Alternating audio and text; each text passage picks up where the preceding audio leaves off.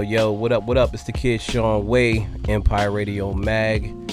Shawn Way Wednesday, sometimes it's on a Thursday, sometimes it's on a Friday. Either way, it's 24/7, 365. Giving you the news, the latest, the hottest, some of the wackest. However, just giving a great presentation and a great opinion on what's going on in life, and also bringing up topics. So you could have been anywhere in the world, but you are definitely here with us this evening, this daytime, or whatever time you tune in this. But we're here today for a special occasion because we got a special guest in the building, in the world. Yeah. Ladies and gentlemen, the one, the only, JusBricky. Yes. The remix king, the overtime worker, the hard worker, bars, songs, freestyles, been doing it. Carolina's next, past, future, everything. Oh yeah, appreciate it, man. I gotta, it's so much more I could say. But yeah, let's talk to you. How you doing, my brother?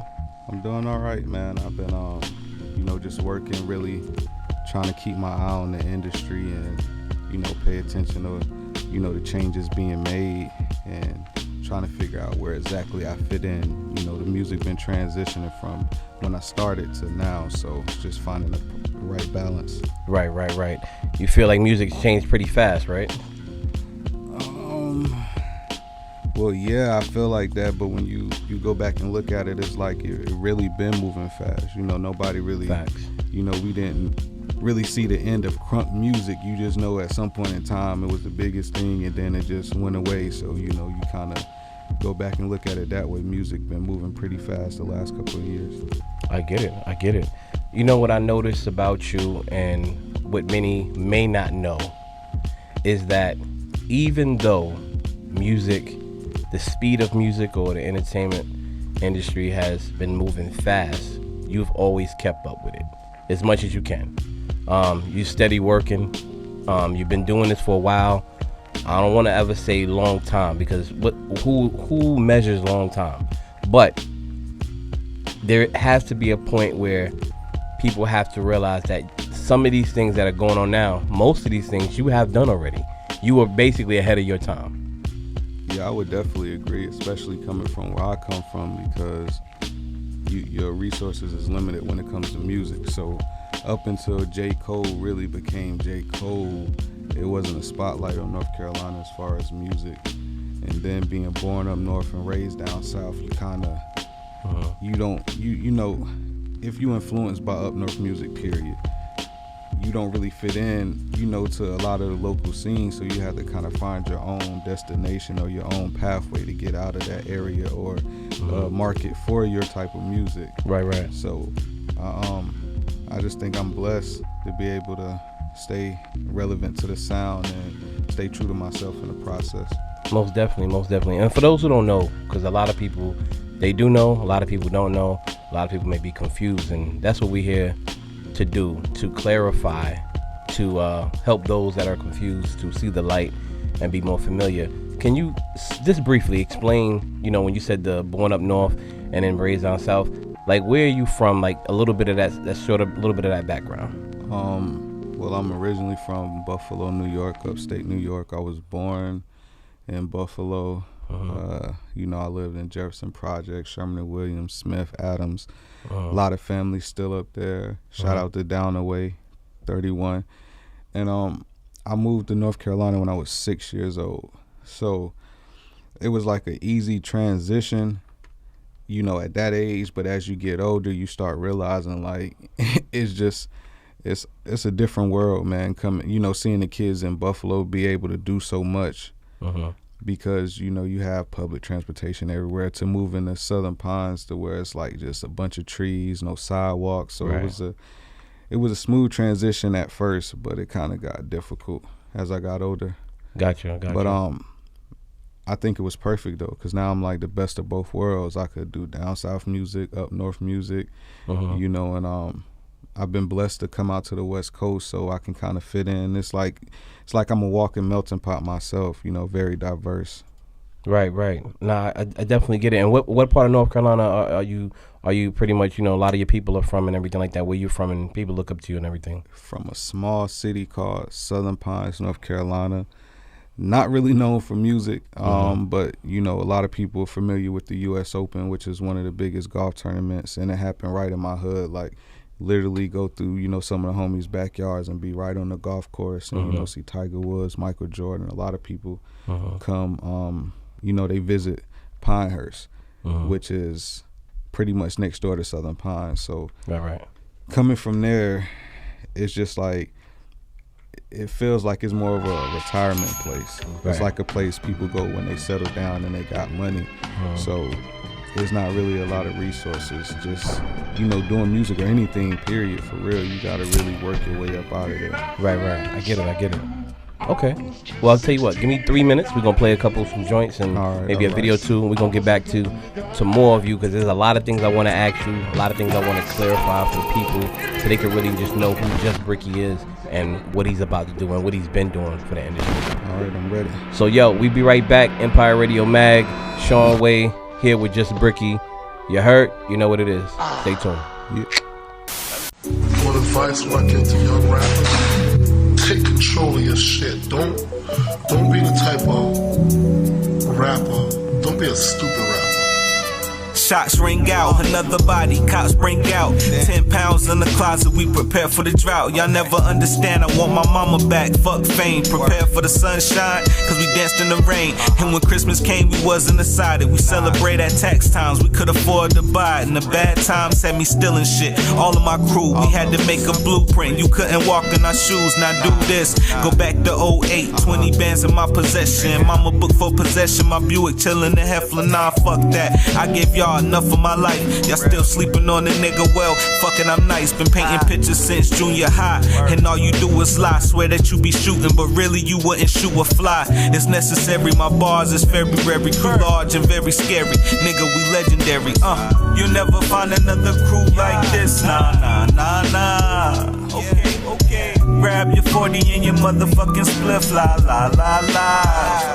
Go to the sky. I was just talking to Bricky about, his background and where he was from and things like that. I just wanted to ask you a few more questions, like maybe homing in, like, as far as the music. Music is everything, I know you're working on a lot of things, but can we go back? Because we worked together some years ago. We worked together, and we still working together now on a few things. So just gotta make it clear so everybody be like, oh, well, the interview was biased. It's not biased. Because at the end of the day, I want to interview him for y'all, because I know a lot. Oh, yeah. You know what I'm saying? So this is what it is.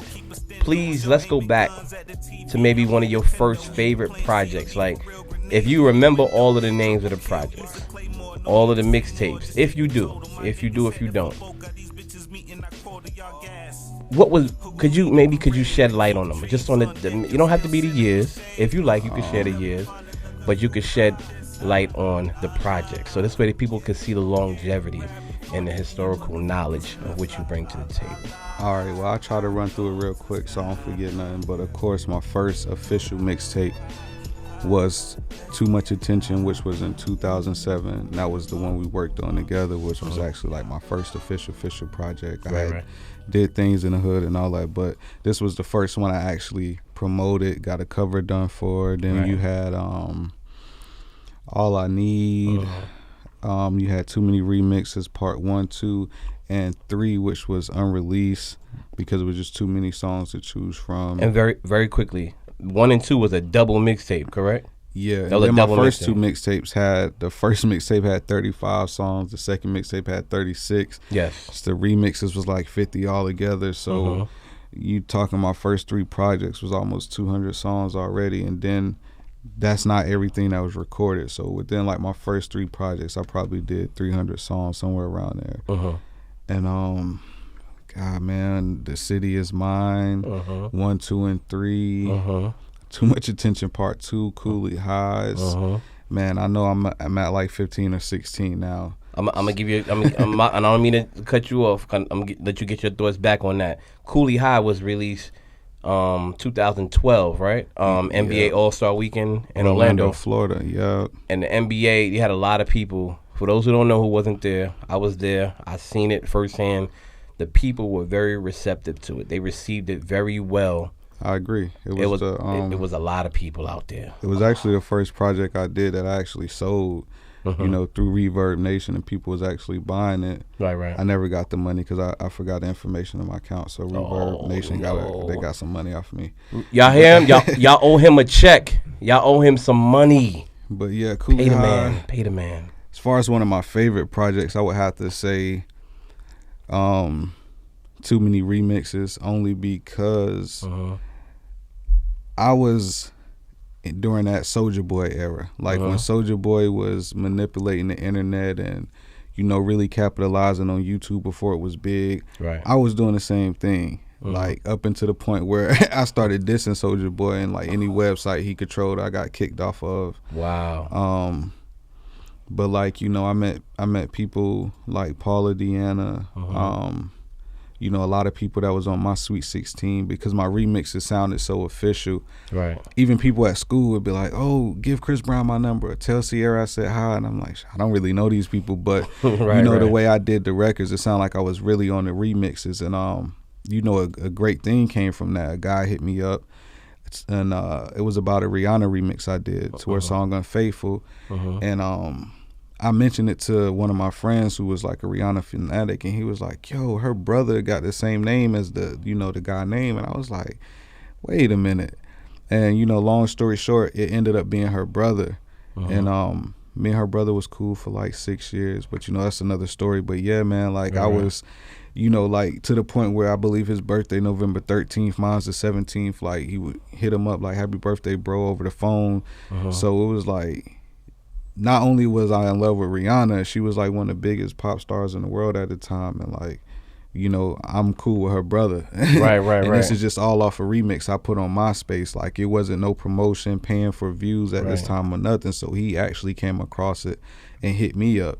And you know, I got a song with him. So I never put it out, but yeah, I got a song with Rihanna brother. So that's definitely dope. That's major. Yeah, that's super dope. And all of that, like you said, it came off of remixes and as well, but then he also still realized your like he noticed your skill set and other original music as well. So yeah, most definitely, because when he sent me the song, he told me he was trying to get a known artist on it. And I didn't really speak to him much about music because I never wanted him to feel like I was just trying to come up off of him because of who his sister was. But you know, he actually said in the email like we wanted to get, you know, a known artist, but I thought it would be dope to get you on there. So right. You know, and we put him in the Empire Radio magazine, which was his first magazine interview. A lot of people don't even know Rihanna brother do music. They probably still don't. But you know, we gave him the platform for his first interview, and I believe in an interview he did for Barbados, it actually spoke about, you know, him doing his first interview in our magazine. So that's dope too. Definitely, and that was because of you. That came through you. I definitely remember it very well. I remember when the office brought it to our attention. They said, "Yo, Brick got some things going on," and we actually made it happen. So, and that was to you. So I do appreciate you. Oh yeah, as well. No doubt. Definitely. Hey, y'all, if you're just tuning in right now, it's Kid Shawn Way. I'm here with JusBricky, Westside Southern Pines. You already know what it is. We just cooling. We're going to go to a break. We're going to check out a few things, and then we're going to head on back. Getting lit, boy. It's almost Christmas, so we hopping out with big toys. All I do is avoid lames in the board planes. This old thing can leave you stiff like board games. And they don't fuck with Bricky, never show a nigga love. I'm from the West, I'm out West, and that's a different love. They need to stop it, same socket, but a different plug. If it ain't money involved, then I'ma skip the club. Cause I don't chase hoes, I chase guap, nigga. I'm down with OPP, you just the op, nigga. I do my Lizzo, I always keep it Rizzo. You disrespect, then I'ma show my ass, word to Lizzo. Pause that, somebody say smoke, I want all that. San Fran shooter. Yo, we back. It's the Kid Shawn Way. If you missed us, well, you're here now, so you're not gonna miss anything. You're gonna stay tuned in, you ain't going nowhere. I'm here with JusBricky. JusBricky, talk to the people, man. Yeah. We in the building, most definitely, man. So what you want to get into? I want to get into some. I mean, I want to touch on your personal. I don't want to touch too personal. I know you want to touch on your music career some more, of course. You know what I mean? That's what you're really here for. There's a lot of things that I am liking that I'm seeing. As far as You know, I know at one point you was a part of a group, if I'm not mistaken, right? Is that correct? Yeah, we still rocking. Definitely. And what is the name of that group, and what is the name of those members, if you don't mind me asking? Well, we were going by the team, which is something that started in our neighborhood, and we recently switched over to Black Werewolf Family. I think it's more appropriate now that we older. Definitely. And, you know, we all beasts in our own light when it comes to music. Like, Nice. even all the years we spent together, we don't sound alike at all. And that's something I always like, because a lot of artists, when they sign artists, that artist always sound like them. And I think it's a good thing, because it makes that artist pop faster, because it's like, oh, he signed to Meek Mill, he sound like Meek Mill. Or he signed to Ross, he sound like Ross, which is cool. But, you know, we always compared ourselves to the Locks, because of the, you know, the realness and the lyrical ability.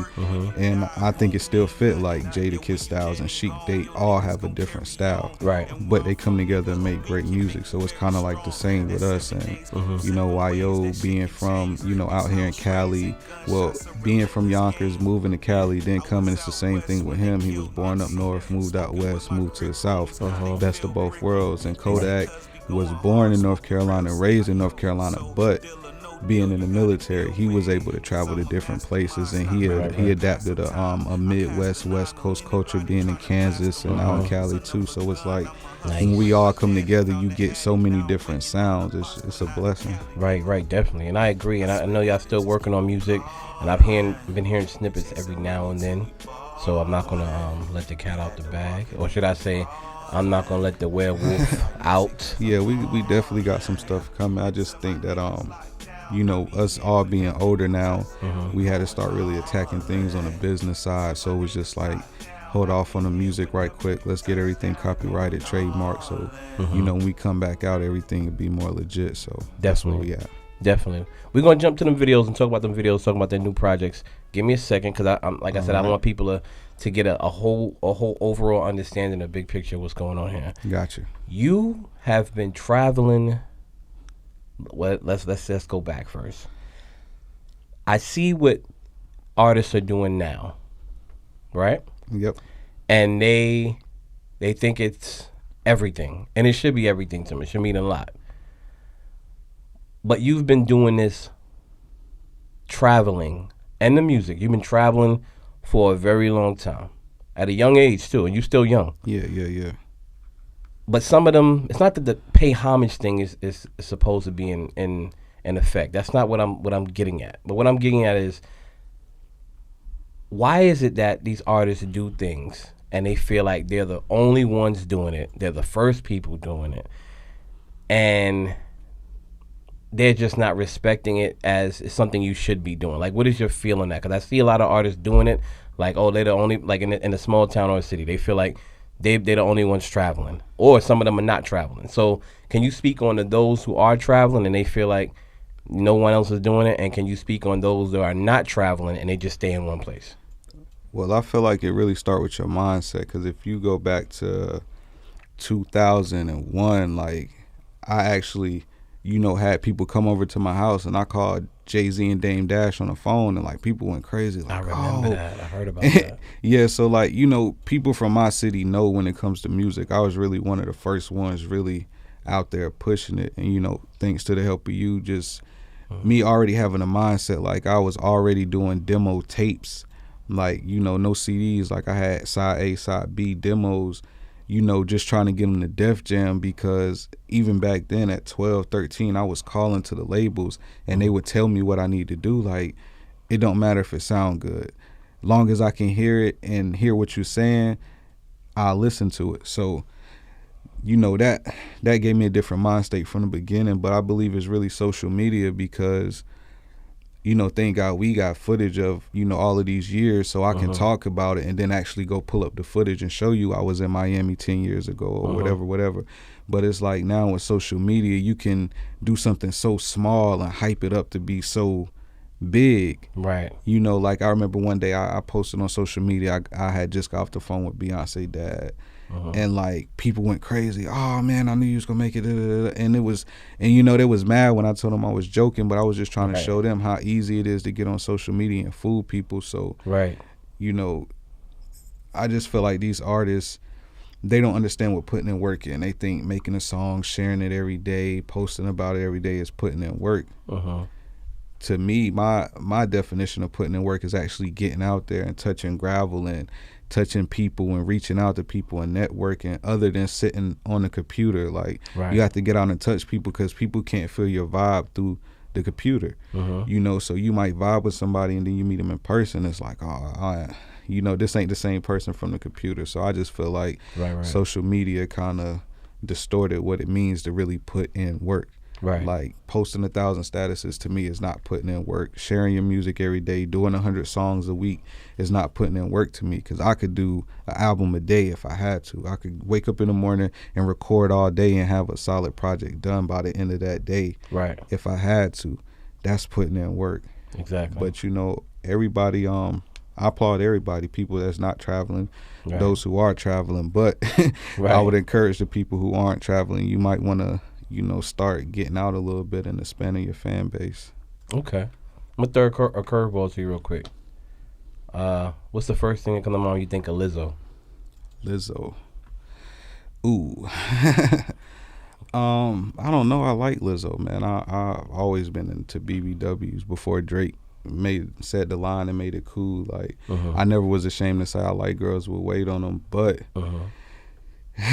being older now, it's like, okay, you know, it's okay to be big and sexy, but it's more important, you know, most importantly, it's about being healthy. Right. And you know, I love Lizzo. I just don't understand the naked pictures all the time. I don't feel like she has to do, you know, you nominated for 8 Grammys. I don't feel like you have to use sexism at this point. You there, even if you don't win 1 Grammy, you was nominated for 8. And I just heard of her recently. Like, I don't remember her from last year at all. I couldn't tell you anything about Lizzo from last year. So me only hearing about her for a couple months and she being nominated for 8 Grammys, I just feel like, you know, at this point, a lot of stuff she just doing maybe for attention or, you know, just to keep making her haters mad.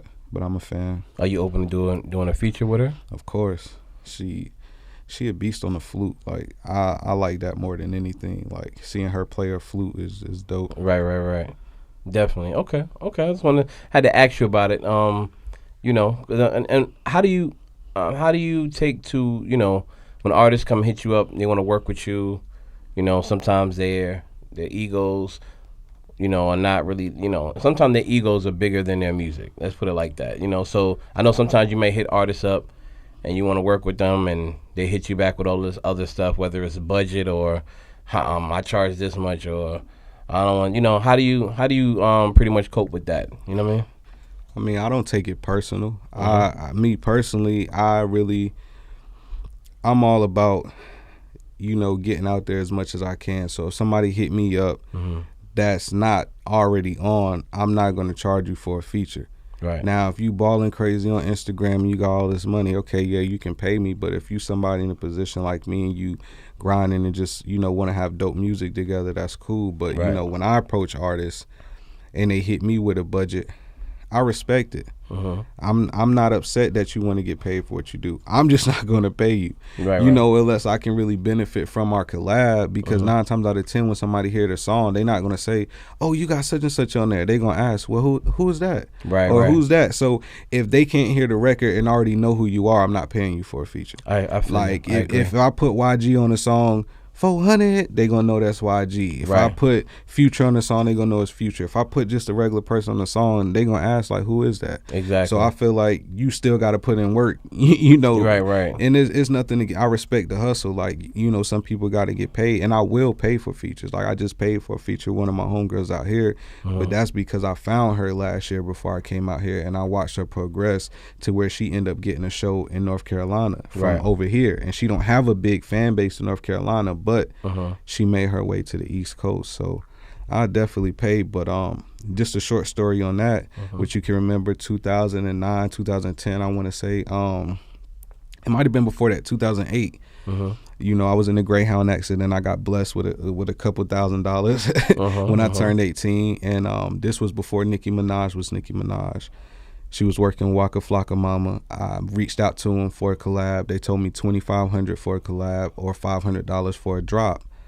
I said, hell no. Like, I'm not paying her $2,500. You know, now this is mixtape Nicki Minaj. But right after that, she ended up signing to the same management as Diddy and Ross, and then they did Hello, Good Morning, and now Nicki Minaj is Nicki Minaj. So every time I go back and read that email, I'm like, I had $2,500 to pay her for a song. Right.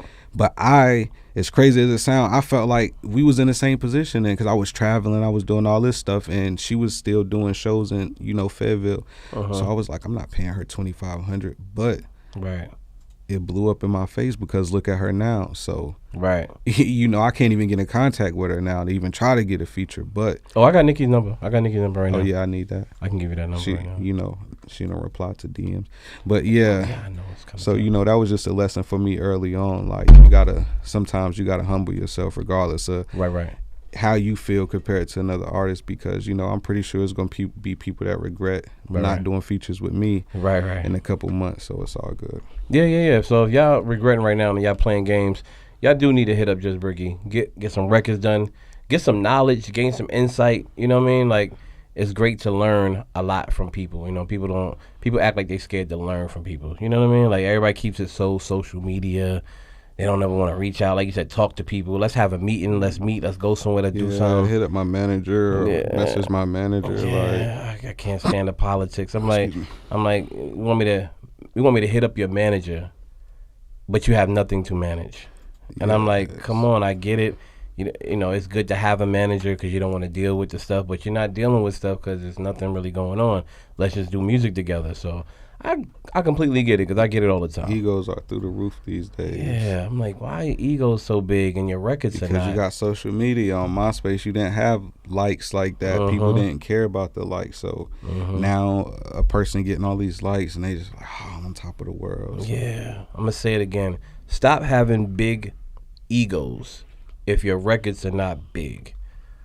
Stop having big egos if your production is not big. Like, you're not moving around doing stuff. We can do stuff together, and then we can both have big egos together and be a tag team. But if I'm hitting you up and I'm trying to work with you and I want to work with you, it's because I hear something I like and I think I can make it better, or you can help me be better, and we could be a team and create and win. Facts. Simple. Stay tuned with more JusBricky, Shawn Way, Empire Radio Mag. Weigh in Wednesday, maybe Thursday, maybe Friday. 3, 2, and... Yo, tell these bitch niggas get a clue. Even if y'all had the juice, you cannot get rid of Q. Y'all ain't learn from Bishop. I burn one, go pick your bitch up, and then I ditch her. Painted her face like a picture. I'm still rude but cool. There's ice on my wrist. I'm ballin' hard. I really had to put some ice on my shit. Y'all want beef? Just strap on like a dyke in this bitch. Don't matter if you black or white. That's where the mic in this bitch. I had. Man, how are you enjoying this California, this Los Angeles visit, this run, this promo run? How are you doing that? How are you feeling that? I love it. It's a love-hate thing. I love being out here. I love the vibes, but the fact that I'm such a laid-back person, sometimes it get a little overwhelming. Like shooting the videos of people stopping, looking, and that could be you know, it's paranoia too. But I love being out here. It's just the vibes is different. My music come out different when I'm here. And you actually work more when you're here or away? I wouldn't say I work more here because like anywhere I'm at, I'm always just being creative in my downtime. But it's like my work is better out here. It comes out better. Cause it's like soon as I hit LAX, I just go in a different mode. It's like, I'm back. And you know, it just put me in a different zone because I feel like people seeing me out here, especially where we come from, knowing I don't have a record deal or $1 million sitting in the bank, it kind of gives people hope. Like, all right, I can do it too. And even though a lot of people look at it more as a competition of, you know, wanting to outdo me, I still appreciate that too, because it's like, okay, if you got to see me grinding to bring out the better person in you, I'm all for it. I want to see everybody win. Okay, I get it. Let's touch on the videos. Yeah, you were out here. You're out here now, excuse me. And I think you were shooting, man, I want to get the facts. So the total, what, 3 or 4 videos in a matter of a week? Maybe something like that? Yeah, something like that. Yeah. About 4 videos. Yep. How is that? Like You know, I know you're independent. You're indie. You know what I mean? You do it on your own. You don't really have a whole big huge team. You got just enough support. You know what I mean? But your support is in different areas spaced out. But how is it? Booking all of that, getting in the videographers, myself or whoever is involved, and getting in spaces and looking for places to shoot. Like, how is that all together? How is that coming along? It's great, man. It's really a process. It's stressful, as you know, of course. The last time I came out here, like, a lot of things went wrong, but we still was able to get a dope video complete. Although we shot 3, we still, the other parts of the video is still there. But I mean, it's really just staying focused and knowing what you want to get accomplished, and then making it happen. So, like, even when you come to the hurdles, you got to just jump them and keep moving. Like, okay, this didn't go through. All right, plan B, boom, let's jump on. Let's make the most of this opportunity we have, and that's really what we've been doing. For me, it's just I amaze myself. Because like I said, I'm a shy person. I'm laid back. So just being able to pull up at these locations and jump out and, shoot and have people actually respect it. Nobody called the police on us when we were shooting in Hollywood. Right, and, right. The woman pulled up, like, why they mean. in front of my house? But she didn't call the police, so I respect her. I definitely respect Even though her. she was being nosy, I respect her. She didn't call the police. Everybody was peaceful. They let us rock out. So it make me feel like I kind of grow a little bit as an artist, because, as you know, we'd have been kicked out of Walmart. We'd have been kicked out of the mall in Florida. Definitely have. Escorted by security, just for trying to get our music out, not even causing the records, just passing out CDs. Like, they called all the security, kicked us out the mall. So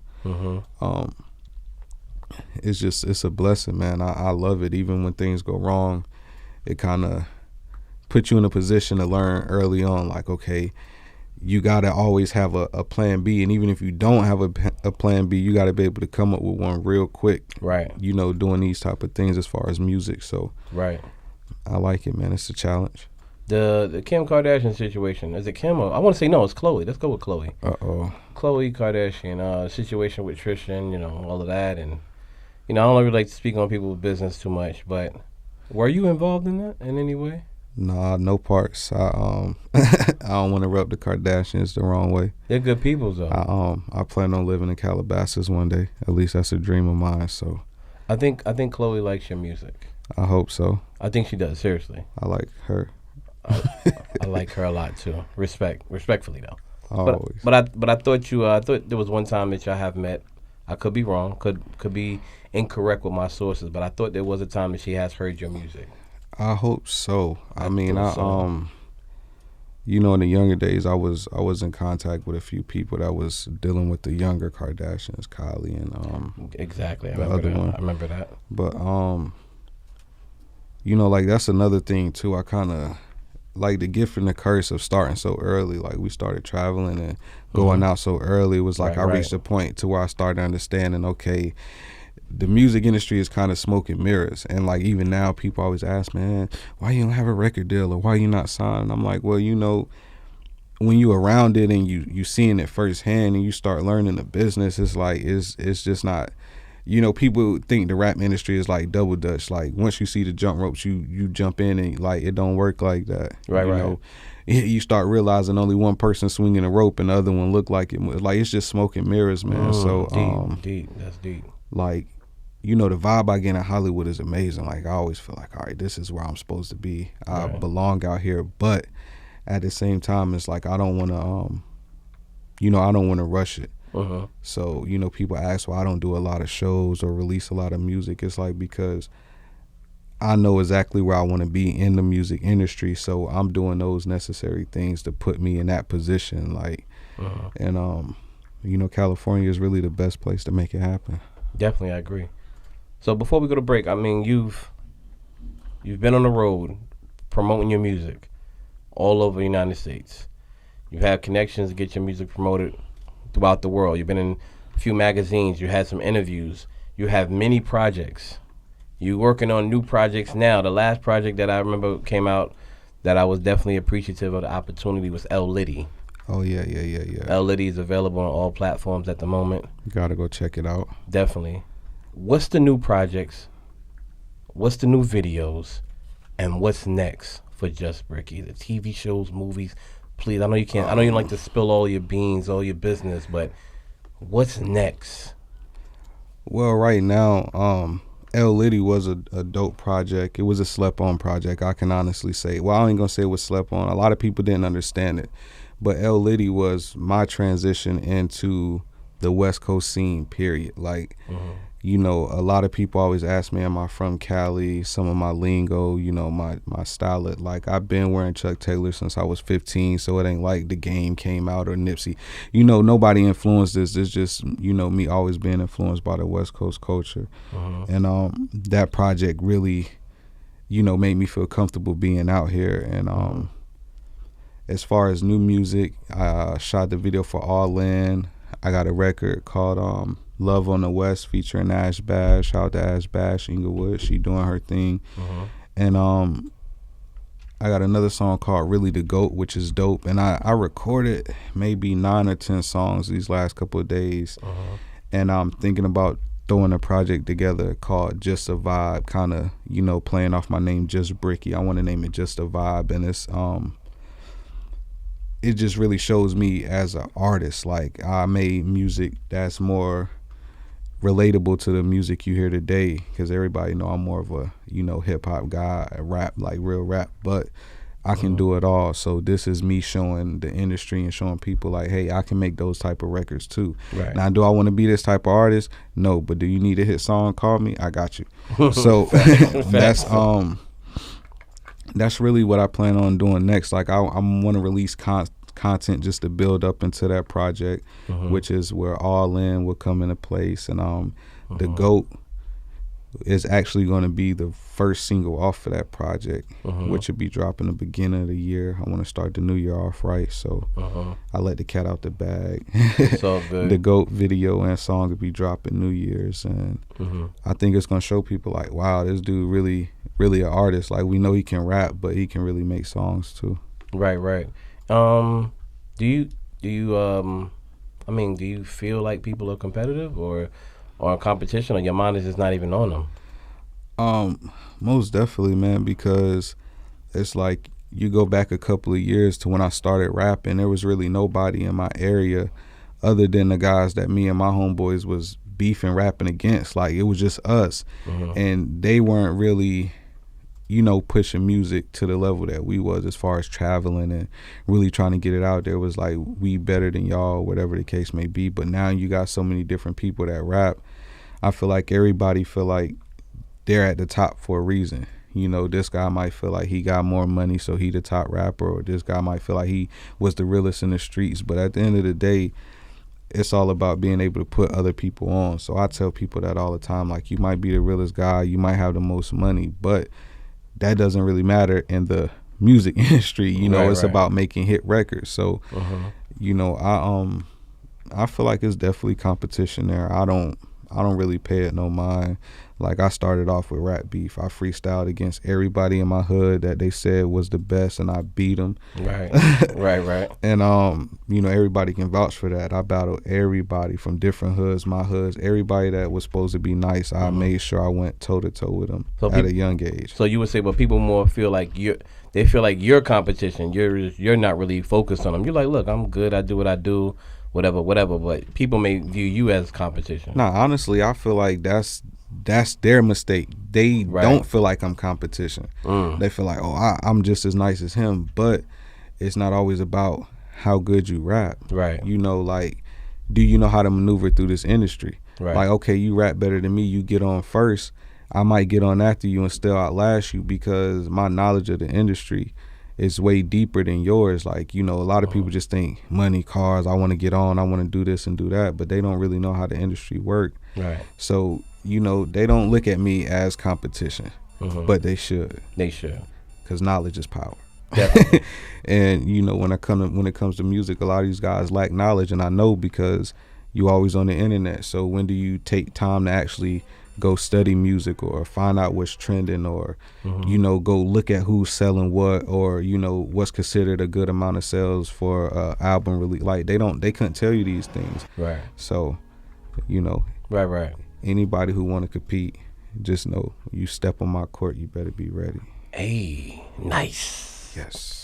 Fresh off the plane, one to the face, money on brain, gun on the waist, whipping the V, looking for something to hit in the sheets. I know she probably looking for me. Cat and mouse say I'm a dickhead, dick in the back of her mouth. I'm talking big bread, like a nigga stacking the house. I blow real gas, you can smell the packet so loud. Slow it down, it's for Houston. Bitch fatter than Whitney before using. Ass fatter than Whitney's I went to school with. She like the pool table, hit her with my pool stick. I'm a freak galore, eat some more. I gotta be to sleep by 4. My feet be sore from chasing this bread. Money but never the head. Honey, however you play it, that's what I'm saying. I've been chasing money all day, now it's 2 a.m. in You know, music, being on the road and being places, how does that play a major influence and motivation in your role of being a father and also being a musician? It's kind of hard, which is why I keep a slight balance. I can honestly say the last 4 years I haven't been doing 100% of music because it's really a balance. And then I also lived everywhere in the last 4 years, from Buffalo to the Bay Area, you know, shout out to, you know, Sacramento, Oakland, San Francisco, and, God, where was I staying at? Berkeley. And, you know, North Dakota, just being everywhere, all these different places it's difficult because people always tell me all the time, like, man, you lucky. But I'm like, what's lucky about being away from my kids? Like, Right.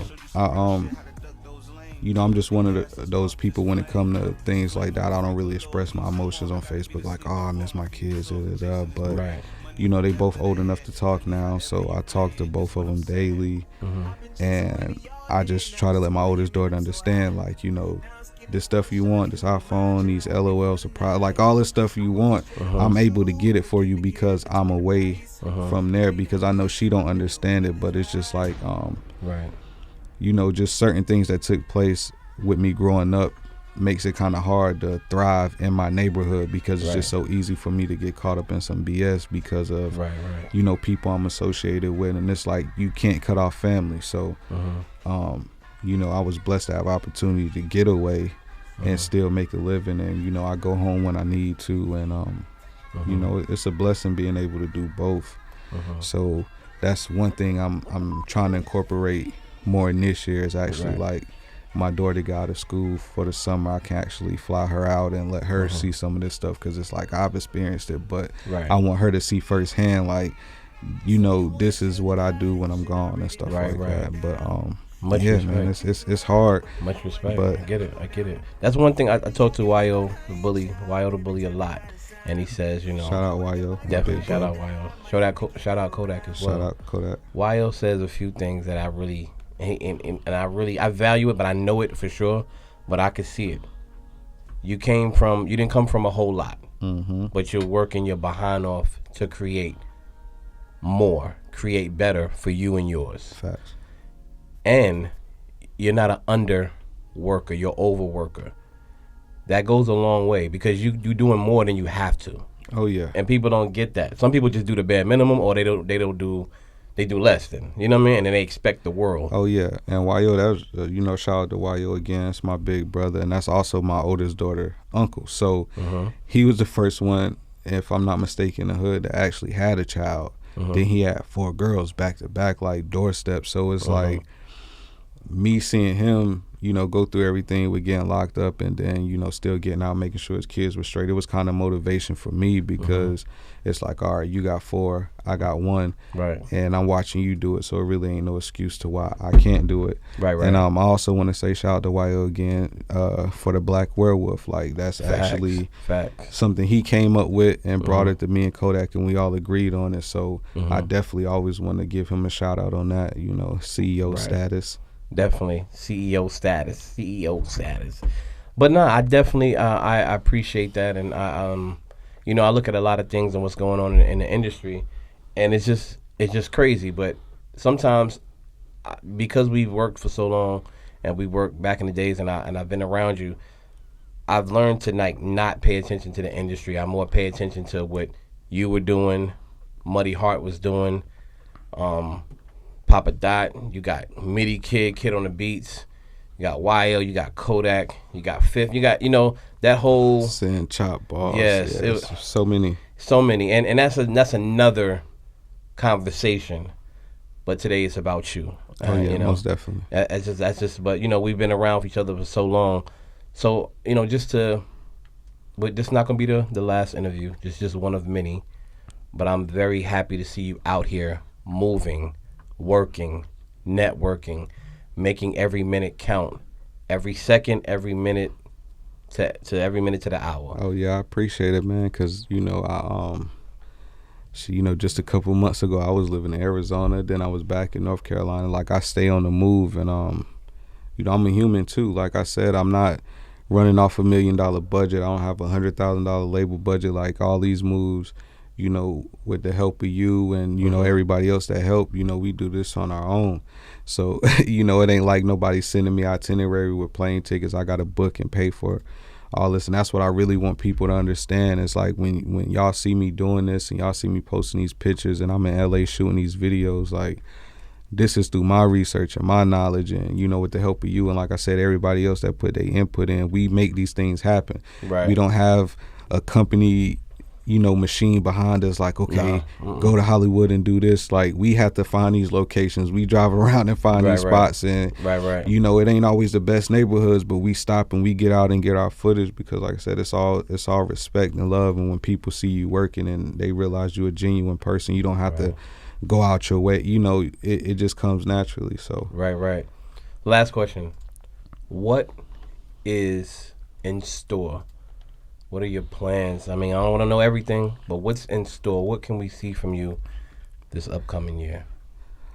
2020, I plan on being more active as far as music go. The last couple of years, I come out here, you know, I pop out here and there with music. I drop a video here and there, but I want to really be more head on, and I really want to start working with artists. Like, I want to find people that's willing to put their money on plane tickets and willing to travel.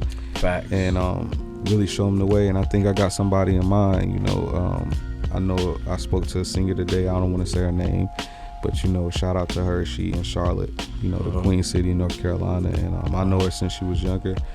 And I feel like she got a talent, you know, to be a dope singer, you know, in this generation. I feel like she can make an impact. So definitely, I'm just really looking forward to helping everybody, man. Because like I said, I'm an artist myself, but at the end of the day, I want to be more than just an artist. So well, definitely, my brother. It was great having you here. It was a pleasure being here. I love it. Definitely, I love it. Definitely, I really appreciate it. Like I said, I've been around. I've seen a lot. I ain't see it all, but I've seen a lot. And I'm very happy to see it, to say, oh, I know him, to be somewhat a part of it.